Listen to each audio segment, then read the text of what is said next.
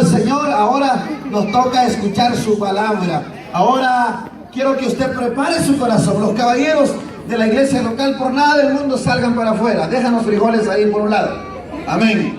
Pero esta palabra es para ustedes en esta noche. Y no quisiera que ustedes perdieran esta palabra en esta noche. Amén. El tema de hoy: las sendas antiguas son mejores. Amén.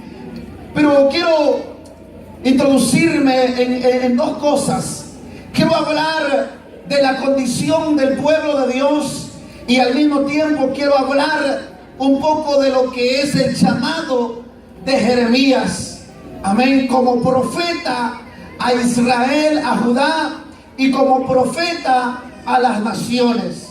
Amén. Dos cosas muy importantes que hoy hablaremos en esta hora. En el año quizás 629 antes de Cristo, Dios levanta a Nehemías, un profeta, aleluya, que Dios lo escoge con un propósito. Y aleluya, un profeta a las naciones, un profeta hacia su pueblo Israel. En aquel entonces el pueblo de Dios estaba dividido en dos naciones: Israel del norte, amén, y Israel del sur, que lo conocemos como Judá. Amén, que es la única tribu que permaneció hasta hoy. Israel del norte desapareció por completo. Solamente quedó Israel, o sea, Judá del sur. Pero Dios levanta a Jeremías, un hombre que vio cómo las profecías que Dios le mostró, Dios le habló, le mostró lo que Dios iba a traer sobre Israel y Judá. Y delante de sus ojos estas profecías comenzaron a cumplirse.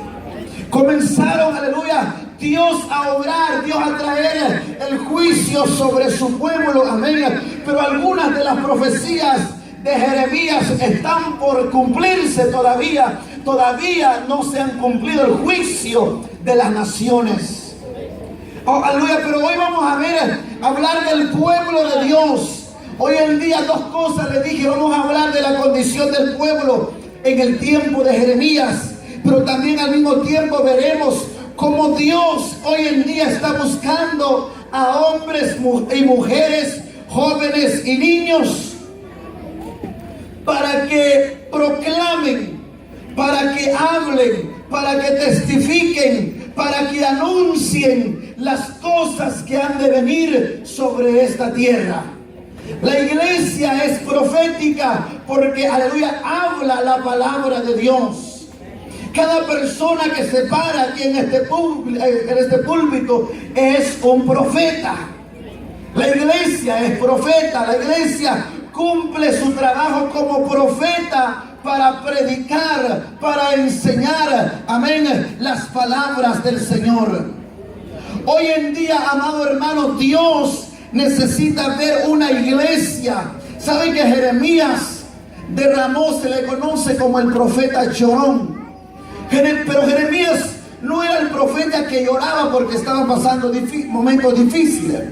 Jeremías no estaba llorando porque lo habían encarcelado. Jeremías no estaba llorando porque estaba pasando hambre. No, Jeremías estaba llorando por su pueblo que estaba sufriendo. A él no le importaba lo que le pasaba.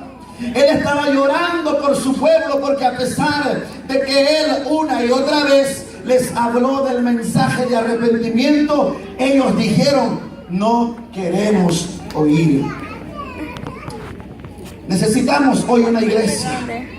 Necesitamos caballeros y hombres, jóvenes, que se levantan con el mismo espíritu de Jeremías, que derramen sus lágrimas ante este altar, que se vengan a postrar en este altar y decirle: Señor, ten misericordia de esta tierra, ten misericordia de este mundo, ten misericordia de esta iglesia.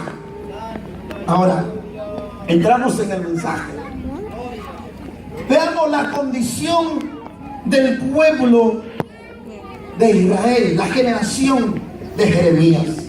¿Sabe que en cada generación, desde la caída de Adán, en cada generación la gente se corrompe? La gente va detrás del pecado. Cuando nace ese bebé tan lindo, tan hermoso, el bebé, la bebé que nace, amén, tan hermosa que es inocente, pero comienza a crecer físicamente, comienza a desarrollarse dentro de la sociedad, y ese bebé que era tan lindo cuando era pequeño, comienza ahora a rebelarse en contra de sus padres, comienza a rebelarse en contra de Dios, comienza a practicar el pecado, comienza a descarriarse, comienza a llenarse de este mundo, comienza a poner su mirada en este mundo. Entonces, pero al mismo tiempo Dios levanta, amén, a unos hombres como Jeremías para decirle a cada generación que hay un Dios que vive, que hay un Dios que permanece, que hay un Dios que salva, que hay un Dios que sana. Amén. Son dos cosas muy importantes. Cada generación se corrompe, pero en cada generación Dios levanta hombres. Pero Dios también hace el llamado para quienes se quieren levantar y decir: Señor, heme aquí, aquí estoy. Ahora veamos la condición de la generación de Jeremías, a quienes él les estaba predicando. Ellos ya no están ahora, ya están muertos. Algunos están quizás en el cielo con el Señor, otros están en el infierno. Amén. Israel y Judá se habían apartado de Dios, le habían dado la espalda a Dios, que los sacó de la esclavitud de Egipto. Eso era la condición de Israel y de Judá.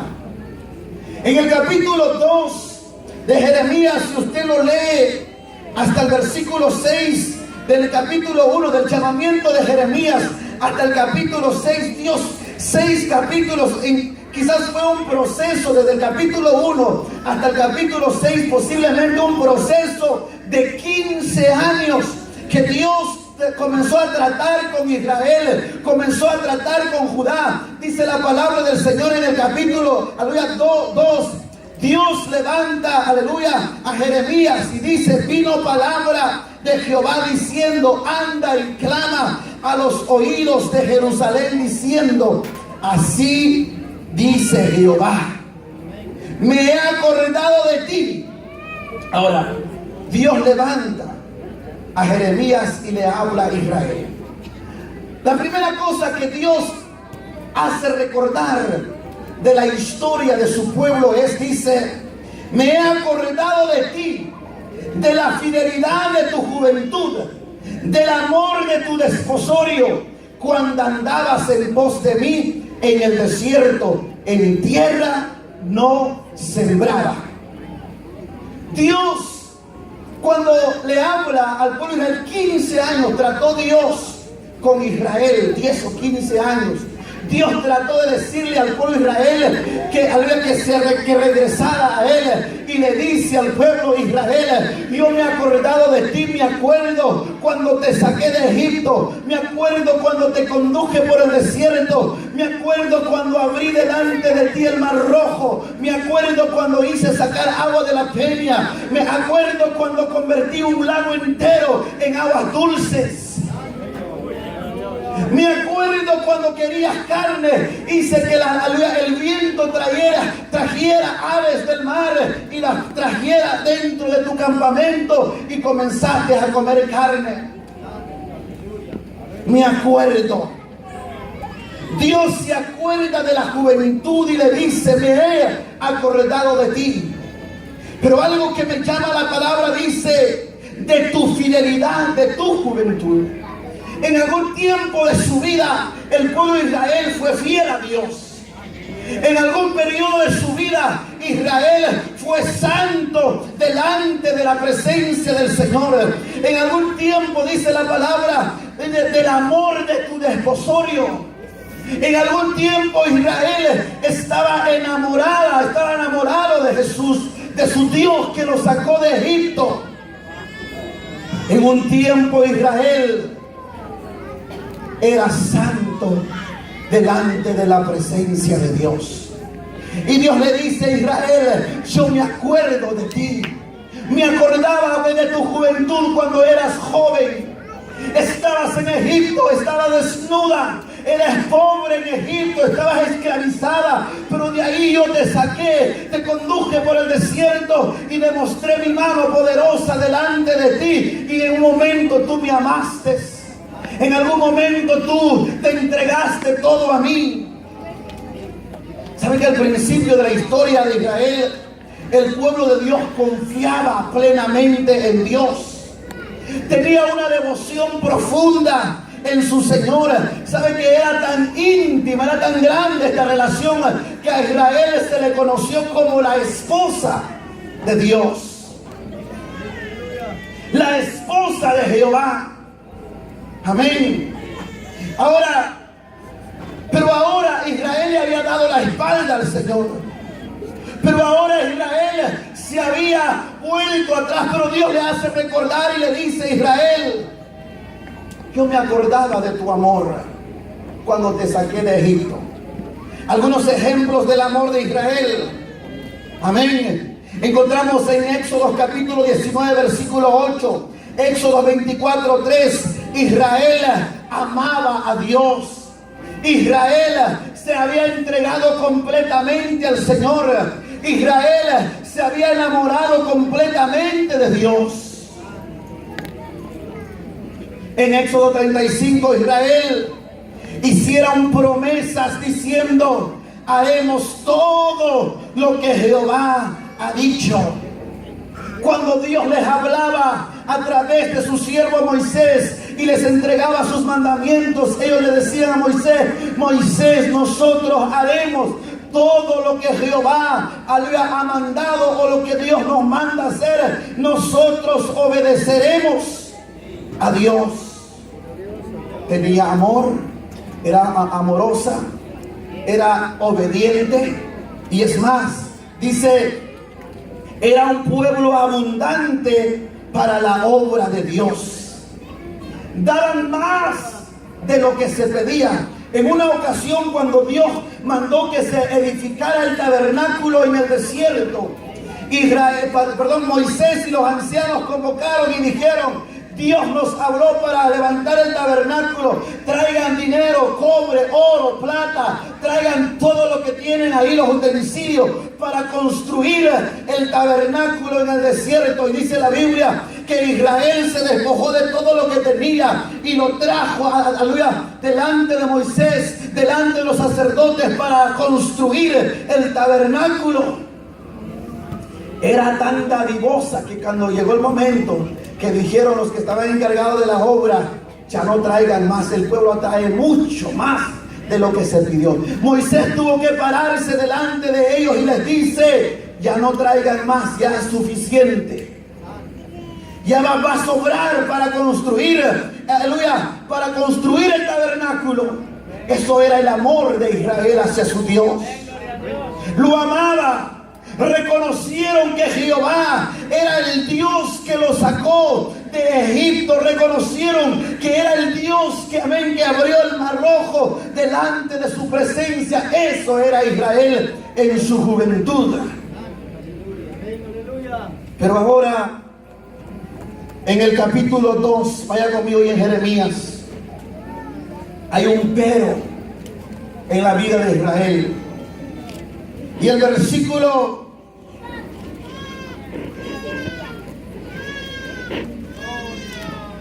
13, oiga lo que dice: porque dos males ha hecho mi pueblo.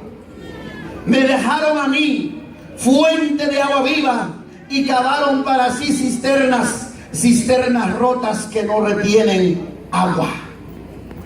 Ahora, en el tiempo de Jeremías, antes de que Dios trajera juicio sobre su pueblo, le hizo recordar cómo era su amor hacia él en su juventud. Pero ahora le dice: ahora tú ya no eres el pueblo que yo saqué de Egipto. Ya no tienes ese mismo amor, ya no tienes esa misma devoción. Ahora has cometido dos pecados, dos males delante de mí. El primero era de que, amén, ellos, dice la palabra, habían dejado al Señor. Habían abandonado a Dios. Y dice Dios: me dejaron a mí fuente de agua viva. aquel Dios que satisfacía su hambre en el desierto, aquel Dios que satisfacía su sed en el desierto, ellos se alejaron de Dios, lo abandonaron, se alejaron de Dios. Ahora dice la palabra del Señor, el único que podía darles vida de veras abundante, el Dios de Abraham, el Dios de Isaac, el Dios de Jacob, era el único Dios que podía sustentar su hambre, el único Dios que podía sustentar su sed. Ahora ellos se habían apartado de Él. Y el otro pecado, después de que se apartaron de Dios, dice que comenzaron a cavar cisternas. Esta es una parábola para ellos mismos. En otras palabras, se olvidaron del pacto, se olvidaron del amor de Dios, se olvidaron de la misericordia, se olvidaron de la benevolencia, se olvidaron de su amor hacia Dios. Ahora se alejaron de Dios, ahora comenzaron ellos a inventar sus propias leyes, comenzaron ellos a inventar sus propios mandamientos para satisfacer sus deseos carnales. Había, dice la palabra, que cavaron cisternas, o sea, pozos, hicieron pozos, pero eran pozos rotos. Era muy común en el pueblo de Israel que se hacían pozos porque había escasa lluvia y no había agua suficiente. Entonces la mayoría de los israelitas o de los de Palestina hacían unos pozos para retener el agua de la lluvia. Si llovía mucho, esos pozos retenían el agua, supuestamente ellos, pero Dios dice que esos pozos no sirvieron para nada. No retenían el agua. Pronto cuando llovía se llenaba de agua, pero tan pronto dejaba de llover, se secaban esos pozos. Y si quedaba agua, quedaba puro lodo, pura suciedad, pura inmundicia. Cuando tenían una fuente de agua viva, se alejaron de esa fuente. Ahora, por sus propios deseos, ahora estaban sufriendo. Pero hay algo que me llama a mí la atención de lo que Dios le dice al pueblo de Dios, al pueblo de Israel. Le dice, ni siquiera los mundanos, o sea, hablando de los que estaban en Canaán, los filisteos, los amonitas y todos aquellos pueblos alrededores, dice, ni siquiera ellos han sido infieles a su Dios. O sea, ¿sabe qué decía? Lo que Dios estaba diciendo era que la gente pagana era más fiel a su Dios. Tenían un Dios de palo, un Dios de madera, un Dios de piedra, pero esa gente nunca cambiaba a su Dios por otro Dios. A pesar de que era un Dios muerto, a pesar de que era un Dios que no tenía vida, ellos no cambiaban, eran más fieles. La gente mundana que el pueblo de Dios. Después de haber visto las grandes maravillas que Dios había hecho con ellos, ellos habían cambiado a Dios por los ídolos paganos. Amén. Ahora, ¿qué quiero decir con esto en esta tarde? ¿Qué quiero decir, amado hermano, usted y yo que estamos aquí en esta noche? Caballeros, damas que estamos aquí. Esta era la historia del pueblo de Israel. Israel había abandonado a Dios, había adulterado con los dioses paganos, habían adulterado con los dioses de las ciudades de su alrededor y habían abandonado a Dios. La iglesia hoy en día muchas veces hace lo mismo. La iglesia de Dios hoy en día muchas veces vive lo mismo. Amén. La iglesia del Señor hoy en día le pasa lo mismo. En el libro de Hechos, ¿sabe qué? En el libro de Hechos encontramos una iglesia en el día de Pentecostés. Una iglesia nace llena del poder, llena de la unción que dependía de la presencia de Dios. Una iglesia que ayunaba, una iglesia que oraba, una iglesia que se despojaba de sus bienes para entregárselo todo a Dios. Han pasado 2000 años y muchas iglesias les ha pasado como el pueblo de Israel. Aún mucha gente dentro de nuestras iglesias Después de que Dios los sacó del mundo, después de que Dios los sacó de la esclavitud del diablo, de la esclavitud de Satanás, de los vicios, de la drogadicción, de tanta cosa que hay en el mundo, Dios los sacó, los ha puesto aquí como príncipes delante de Él, pero después se han descarriado, le han dado la espalda a Dios. Es triste ver tantos caballeros. Por ejemplo, hoy los conté que había como casi 20 caballeros. Muchas veces la iglesia, en vez de crecer, va para atrás. Muchas veces, si hoy se presentaron 20, el otro año ya nada más se presentan 15. ¿Dónde están los demás? ¿Dónde están los 9? ¿Dónde están? ¿Dónde están aquellas personas? ¿Dónde están aquellos caballeros que Dios hizo grandes milagros en sus vidas? ¿Dónde están? El mismo mensaje que Dios le dice al pueblo de Israel: 2 males han hecho ustedes, me han abandonado a mí, fuente de agua viva. De igual manera Dios le dice a la iglesia hoy en día: sabe, amado hermano, la iglesia, si nosotros leemos, estudiamos el libro de los Hechos, la iglesia primitiva era una iglesia poderosa. Era una iglesia llena del Espíritu Santo. Era una iglesia santificada por la sangre de Cristo. Una iglesia con dones espirituales. Una iglesia dadivosa. Una iglesia misionera. Una iglesia apasionada por la obra de su Señor y que no le importaba morir por su fe.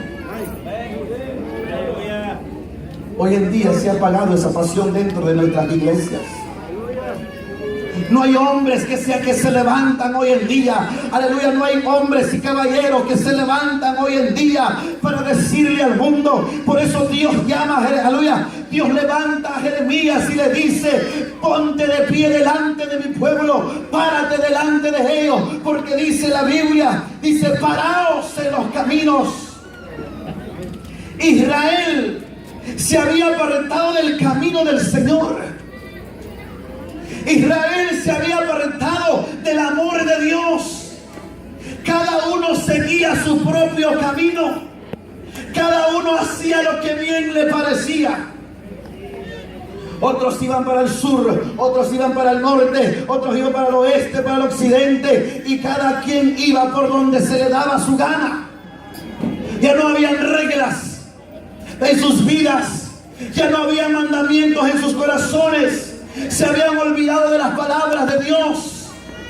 Cada uno hacía lo que bien le parecía. Cada uno buscaba su propio bien. Y Dios le dice a Jeremías: párate y ponte de pie y dile: paraos en los caminos.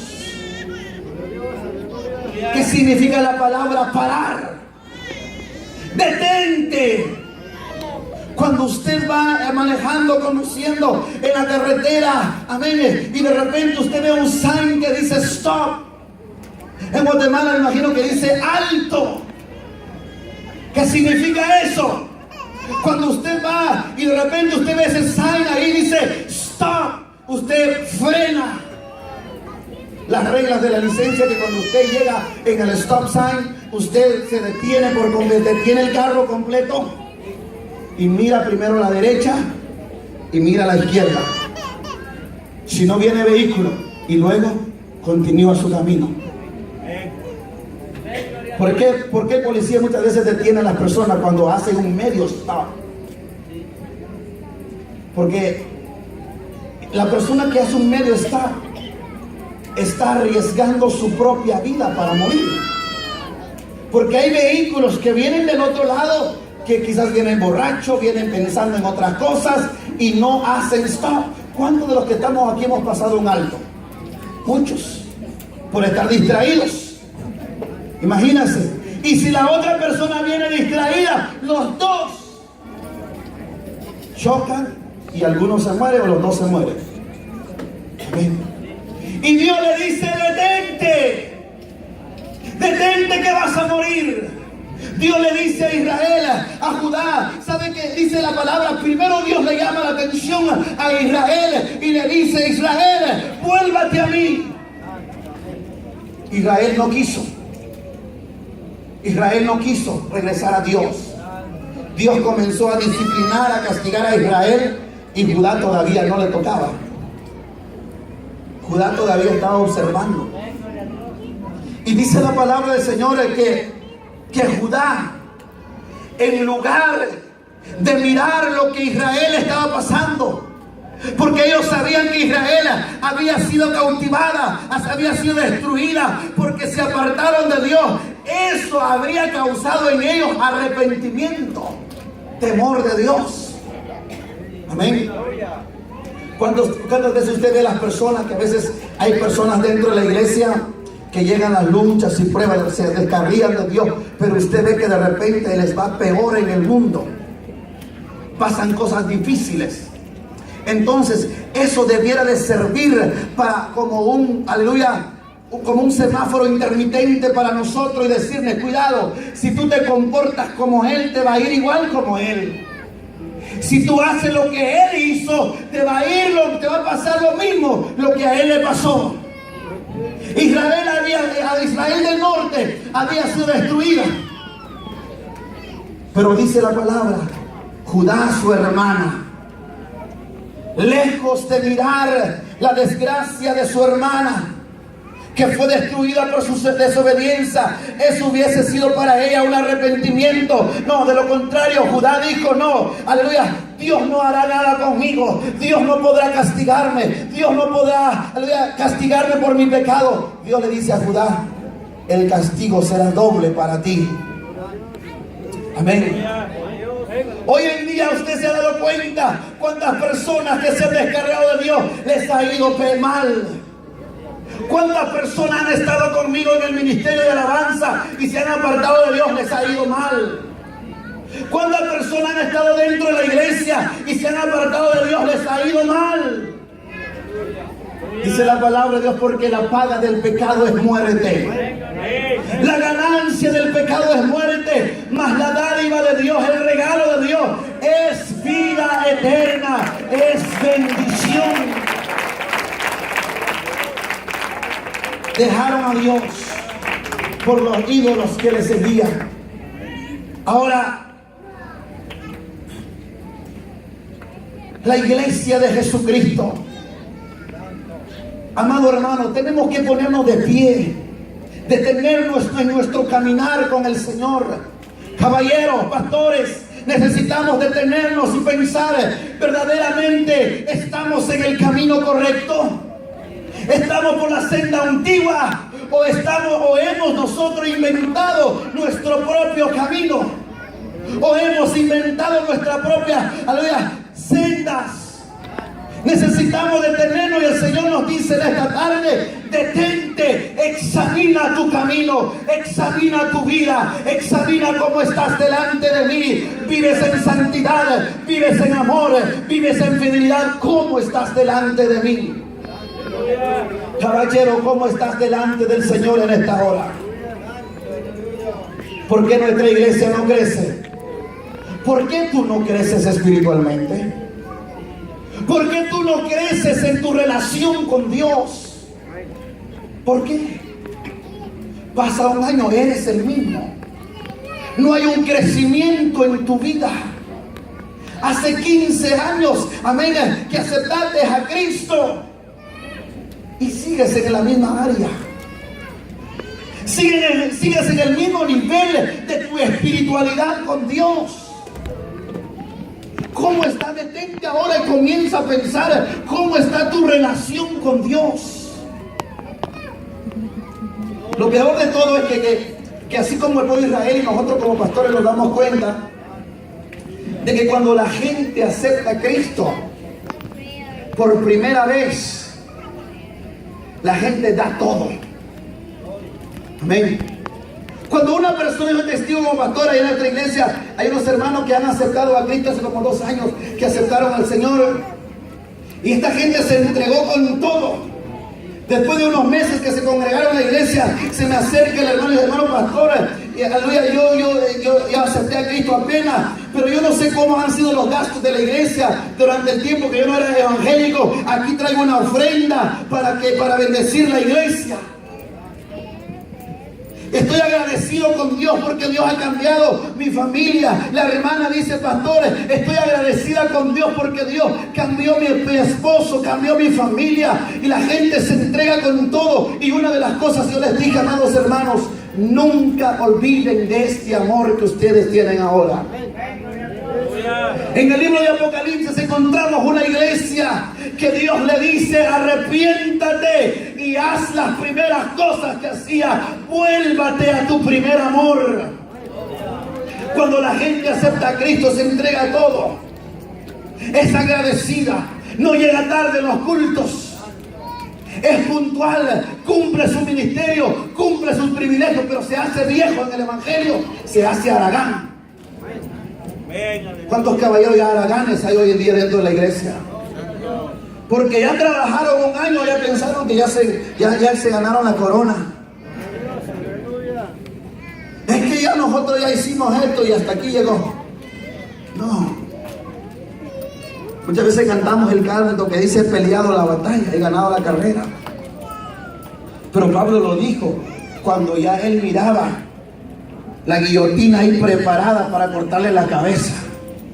Él no lo dijo 20 años antes de su ministerio. Lo dijo cuando le faltaban horas de que se le fuese cortado la cabeza.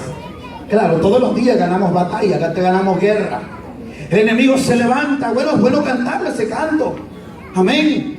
Pero hay que meditar en ella. Si has ganado las batallas que han llegado a tu vida, has vencido las tentaciones, has vencido las pruebas, has escalado peldaños, has crecido en la obra de Dios, o tienes el mismo amor o has enfriado. Porque como vuelvo a decir, cuando la gente se entrega a Cristo, se entrega todo, hasta los zapatos y todo.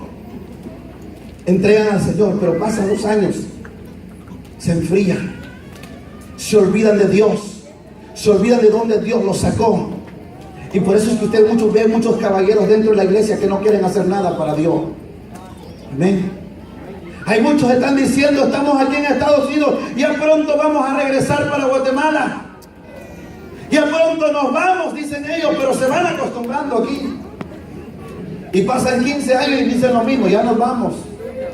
Pero acostumbrándose a comer hamburguesa y chile. Pero no se van para Guatemala. Es una excusa para no hacer nada dentro de la obra del Señor. Es una excusa para no trabajar dentro de la obra de Dios. Pero Dios, aleluya, levanta a Jeremías y le dice, Jeremías, ponte de pie y dile a mi pueblo, aleluya, paraos en los caminos. Dios necesita que haya hombres que se paran en el camino y le digan al pueblo, deténganse, examinemos nuestros caminos. ¿Estamos viviendo la vida de la iglesia primitiva o no estamos viviendo la vida de la iglesia primitiva? Amén.